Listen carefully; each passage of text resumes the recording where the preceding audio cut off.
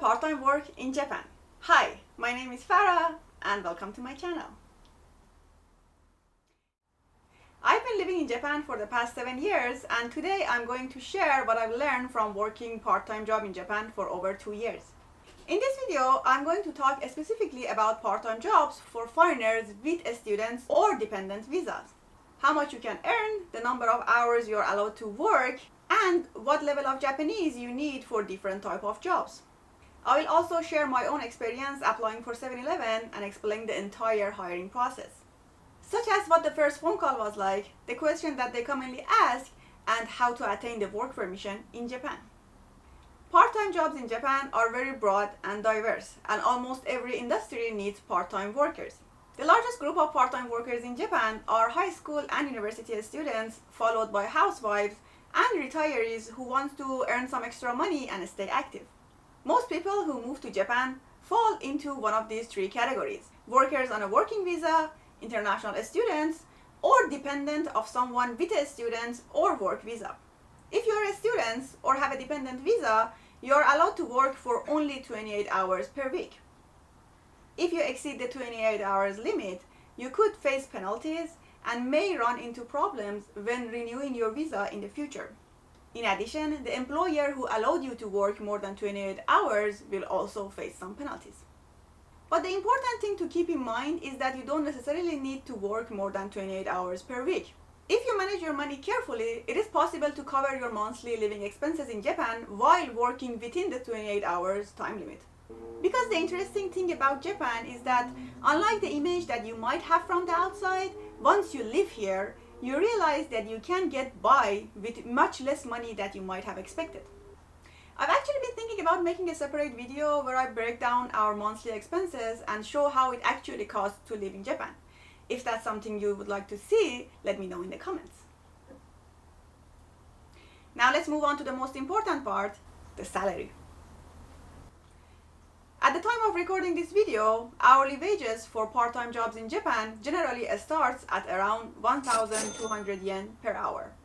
Depending on the type of work and your qualifications, some positions can pay as much as 2,500 yen per hour or even more. Let me give you an example of my own monthly income as a part-time worker in a restaurant.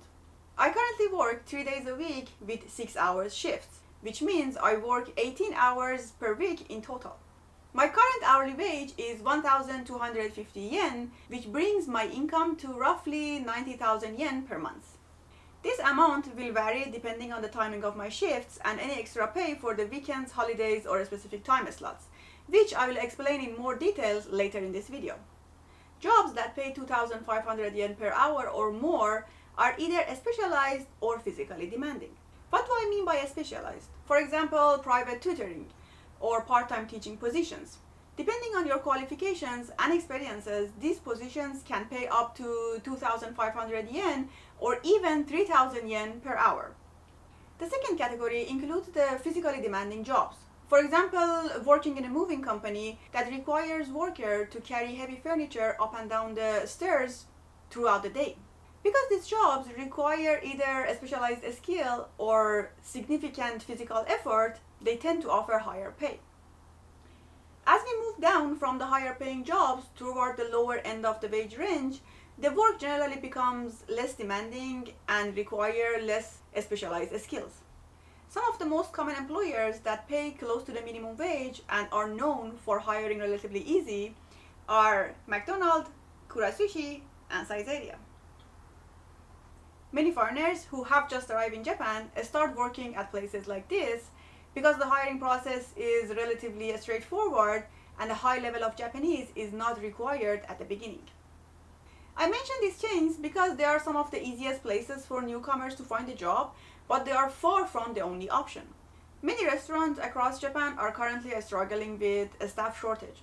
As Japan's population continues to decline, finding enough workers has become a challenge for many businesses. So if you are looking for a part-time job, restaurant work is definitely an option worth considering. Another option I would recommend for people who don't speak Japanese very well is working as a hotel room cleaner. At first, this type of work may not sound appealing, but it has several advantages. In most cases, there is very little customer interaction, and tasks are very straightforward and repetitive, which makes the job easier to learn. Of course, the work can be physically demanding, especially during the high season, and I'm not trying to downplay that. However, compared to some customer-facing jobs, there is much less pressure to communicate in Japanese. Another point is that in some areas, hotel cleaning jobs can pay more than certain restaurant positions. And most importantly, many of the hotels are willing to hire people with limited Japanese skills, making this one of the most accessible part-time job positions for newcomers to Japan. Earlier, I talked about some factors that can affect your hourly wages. Now let me tell you what I meant. In many workplaces, regular daytime shifts tend to have the lowest hourly pay. For example, if a restaurant's standard wage is 1,200 yen per hour, employees working during normal daytime hours will usually receive that base rate. However, early morning shifts, late evening shifts, and overnight shifts often pay more. Some companies also offer higher wages for the weekend, holidays, and special day shifts. For example, in my current workplace, Marugame Semme, we have a special offer for the first day of each month.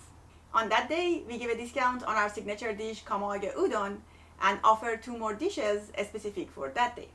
As a result, the restaurant gets very busy, and restaurants pay an additional 200 yen per hour to the workers who take shifts on those specific days. There is also a mandatory 25% pay increase for the shifts worked between 10 p.m. and 5 a.m. This applies throughout Japan as the late night premium wages, or as Japanese say, shinya warimashi chingin. So when you're looking for a part-time job, don't focus only on the base hourly wage. The time of the day and the days that you work can make a significant difference to your monthly income. Now, what are some general tips for working part-time in Japan?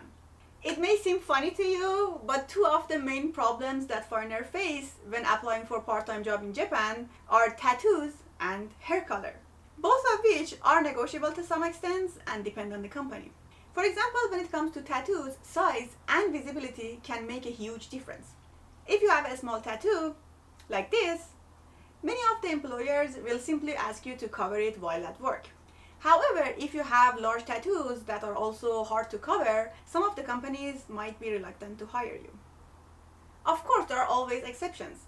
Places like bars or izakayas are more relaxed about tattoos. Although these jobs may require higher level of Japanese, as you will be interacting with customers more frequently. The same idea applies to the hair color. Many of the workplaces are relatively flexible when it comes to natural looking shades such as light brown or blonde. However, bright colors like pink or blue are not really okay in more traditional workplaces. Actually, that reminds me of the time I started my work at the 7-Eleven. When I applied for a position at 7-Eleven, my hair was actually purple. They didn't ask me to change it, they simply told me to wear a hat to make it less noticeable. The next thing to keep in mind is that in Japan, many things are done according to a predetermined system.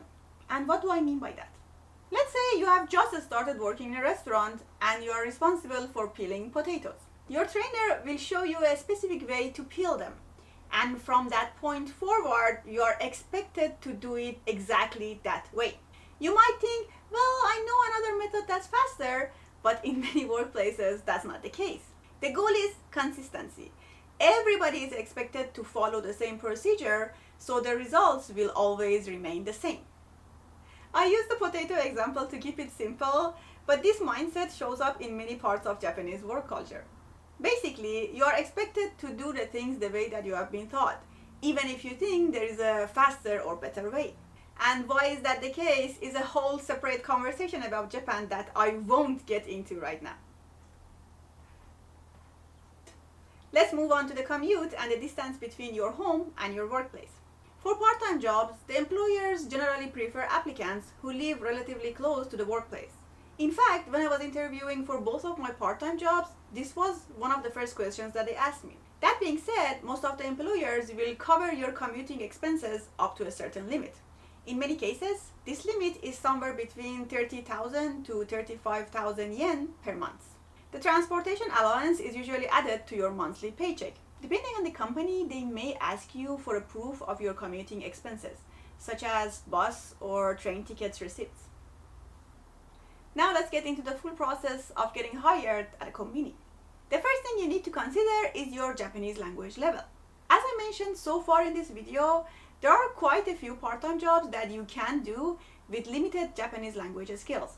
Unfortunately, working at a konbini is not one of them. To work at places like 7-Eleven, you will need a fairly good level of Japanese. But first, let me quickly explain what a konbini actually is. The word konbini comes from the English phrase convenience store. However, Japanese convenience stores are much more than just a simple supermarket.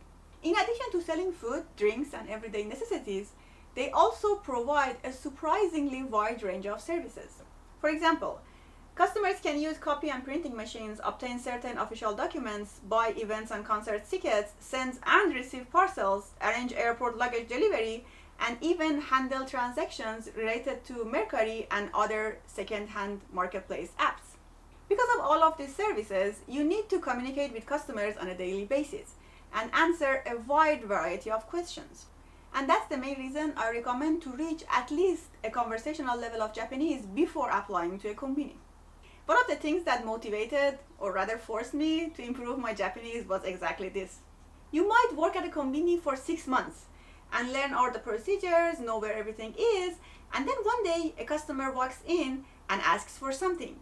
And you can't help them, not because you lack the knowledge or don't know how the store works, but simply because of the language barrier. And honestly, that can be a very frustrating feeling. That being said, the level of Japanese I recommend for working at a konbini is JLPT N3, which is considered an intermediate level. Keep in mind that most part-time jobs won't ask you for a Japanese language certificate. I'm only using JLPT as a reference point so you understand what level of Japanese I'm talking about. At the end of the day, what employers most care about is whether you can communicate in Japanese or not. If you have any questions about JLPT N3 or learning Japanese in general, feel free to leave a comment below. Now let's skip the language part and move on to the application process. While there are many websites and recruitment services that can help you find part-time work, I applied directly through the 7-Eleven official website. I'll put the link in the description so you can check it out for yourself. Once you have the link, the rest is pretty straightforward. The first thing you need to do is find the branch closest to your home. If you don't know the name of the branch near you, just open Google Map, search 7-Eleven, and check out the branch name. I applied by email, but you can also directly call the recruitment center that is mentioned on the bottom of the page. One thing I personally like about applying online is that they can see my name from the very beginning. And since my name is obviously not Japanese, they already know I'm a foreigner before calling me. So when I receive a follow-up call, I take it as a good sign. When they call you back, they will usually ask a few standard questions. For example, they will want to know whether you can communicate in Japanese, what type of visa you have, and whether you have a work permission. Now I need to explain something important here. If you come to Japan as a student or as the dependent of someone with a student or work visa, you automatically does not have permission to work. In the case of students, many of the schools will actually help their students obtain this work permission. But if you are in Japan on a dependent visa, you will need to apply for the work permission separately through the immigration office. This work permit looks something like this.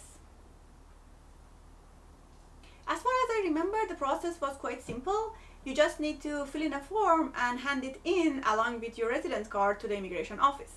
However, it has been several years since I applied and some procedures might have changed recently. So please make sure to check the immigration website for the most up-to-date information. Going back to the interview questions, one of the questions that I wasn't expecting was how long I plan to stay in Japan. Since they spend time and resources training new employees, they want to know that you will stay long enough for that investment to be worthwhile. Ideally, they're looking for someone who plans to stay for at least 6 months or preferably 1 year. But the question that you really need to have a good answer for is the reason that you're applying to that specific job. Be sure to have some answers prepared before the interview, as your answer will have a big impact on your chance of getting hired. You will also be asked about your previous work experience in Japan. In my case, when I applied for 7-Eleven, I had none. But in the end, it wasn't a really big issue. If everything goes well, they will explain the training period, your starting salary, and then ask about your availability so they can decide which days and hours you can work.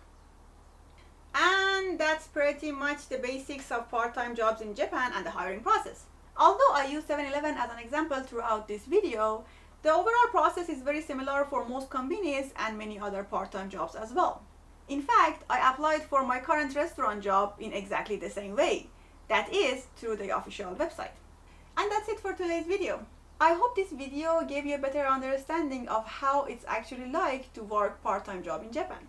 If you have any questions, leave them in the comment and I will do my best to answer them. Also, if you have had your own experience working part-time job in Japan, I would love to hear about it. Thank you so much for watching and see you in the next one. Bye bye!